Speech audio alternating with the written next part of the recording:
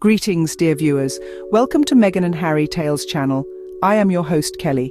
Picture this, just a week ago, Prince William, along with two of his children, found themselves backstage at Taylor Swift's Eras concert. Quite the family outing, wouldn't you say? As the night unfolded, they not only had an impromptu selfie session with the pop sensation herself, but also a rather unexpected encounter with the Kelce brothers, Travis and Jason.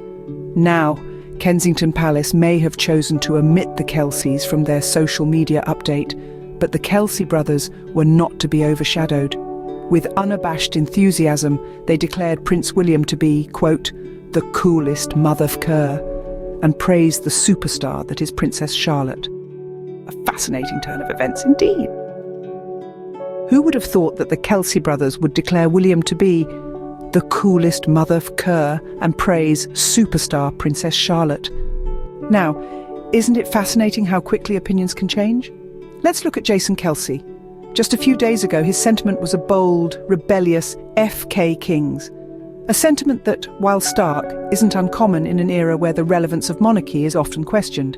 An era where, for many, the glitz and glamour of the royal family can't overshadow the societal changes that challenge the need for such an institution. But then, something shifted. A chance encounter, a friendly exchange of words, a shared selfie. And suddenly Jason's tune changed. From FK Kings to I love royals, in what seemed like the blink of an eye. And this wasn't just a casual remark. No, it was a public declaration, praising Prince William as the coolest motherfucker and adoring Princess Charlotte as a superstar. Now, what could have caused such a drastic shift? Was it the charm of the royals that won him over? Or perhaps it was the simple human connection, the realization that beneath the crowns and the titles, the royals are just people too. People who, like the rest of us, enjoy a good concert, a fun selfie, and a moment of connection. Or could it be that this change of heart wasn't a change at all? Maybe Jason's initial sentiment was more about the institution of monarchy rather than the individuals who represent it. After all, it's one thing to criticize a system and another to reject the people within it. Whatever the reason, the contrast in Jason's views is a testament to the power of perspective. It shows us that our views aren't set in stone, that they can evolve and change, often in surprising ways. It reminds us that no matter how firm our beliefs may seem, a single encounter can cause us to see things from a different angle, to question our assumptions, and to open our minds to new possibilities. Just goes to show how a single encounter can drastically alter our perspectives, doesn't it? But the plot thickens, dear viewers, as we look ahead to the upcoming ESPYs. Now, if you've been following the sports world, you'd know that the Kelce brothers are likely to grace the ESPYs with their presence. After all, they did just win the Super Bowl. And who else is expected to be there? None other than Prince Harry, who will be receiving the Pat Tillman Award for Service. Now, here's where things get interesting. The Sun is weaving a narrative of potential awkwardness. They're speculating whether the Kelce brothers, who recently expressed admiration for Prince William and Princess Charlotte, might find it uncomfortable to meet Prince Harry. It's a delicate dance of royal relations and public perceptions, isn't it? Let's unpack this. The Sun is suggesting that the Kelce brothers, by complimenting William and Charlotte, have essentially picked a side in the ongoing family feud between the Windsors and the Sussexes. And as per this theory, Harry might steer clear of the Kelce brothers at the ESPYs to avoid any potential awkwardness. But let's pause for a moment. Do we really think that Travis Kelce, fresh off a Super Bowl win, would let royal politics affect his enjoyment of the ESPYs? Would he really let a compliment to William dictate his interactions with Harry? It seems highly unlikely. And what about Harry? He's there to accept an award for his service, not to engage in royal politics. The Sussexes have moved on from the royal drama, focusing on their own projects and philanthropic efforts. It's highly probable that they would be as delighted to meet the Kelce brothers as the Kelces would be to meet them. So is the Sun creating a mountain out of a molehill? Are they assuming that everyone is as petty as they believe William to be? It's certainly food for thought. So, will the ESPYs turn into a royal showdown or a peaceful gathering? Only time will tell. Now, the question on everyone's minds is, has Travis taken a side in the Windsors' feud against the Sussexes? It's a compelling question indeed. Travis Kelce, after meeting Prince William, expressed his admiration openly. His enthusiastic praises for the Duke of Cambridge have sparked a flurry of speculations. Is this a sign of him choosing sides in the complicated royal family dynamics? Is he aligning himself with the Windsors and distancing from the Sussexes? The answer, my dear listeners, is not as straightforward as it seems. One might argue that Travis's words were merely an expression of respect towards a member of the British royal family, and not necessarily an indication of him taking sides. After all, admiration does not equate to allegiance.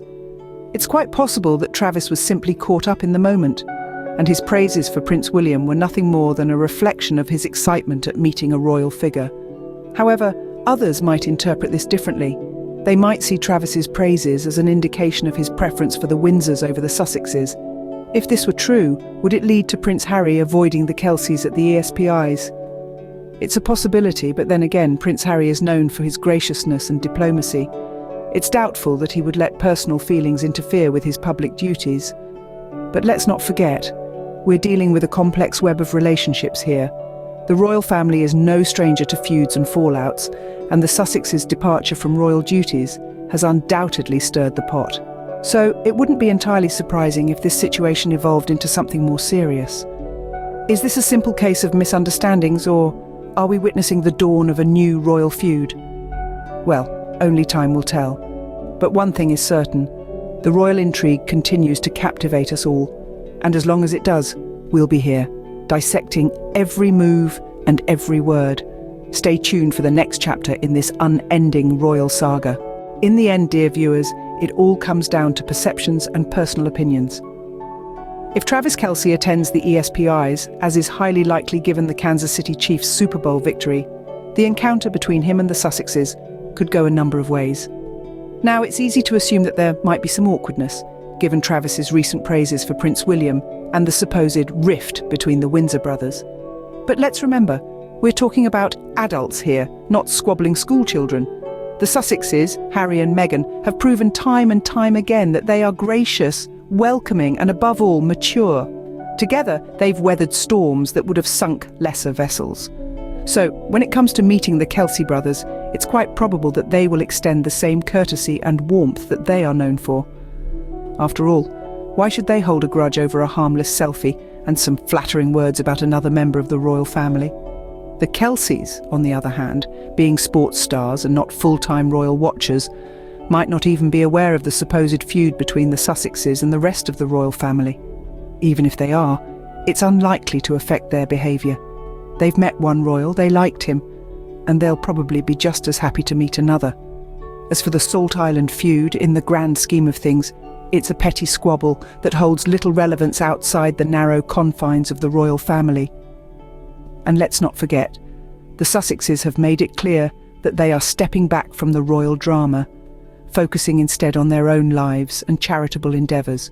So when the ESPYs roll around and Harry goes up to accept the Pat Tillman Award for Service, it's likely that Travis Kelce and the Sussexes will share a handshake, a smile, perhaps even a laugh. After all, royals or not, aren't we all just human beings trying to navigate this complex world? And with that, we come to the end of our tale for today. We've journeyed through selfies, unexpected friendships, and potential royal awkwardness. It's been a roller coaster of royal proportions, hasn't it? And as we sign off, we want to extend our gratitude to each and every one of you for being part of this story with us. Remember, your voice matters. We encourage you to share your thoughts on today's tale in the comments section. Do you think it will be awkward for Prince Harry to meet Travis Kelce at the ESPYs? Or will they hit it off like a house on fire? We want to hear from you. And if you've enjoyed this journey, don't forget to show some love by subscribing and sharing the video. Let's continue to weave these royal tales together. Thank you for joining us on this royal journey. I am your loyal host, Kelly, signing off until next time.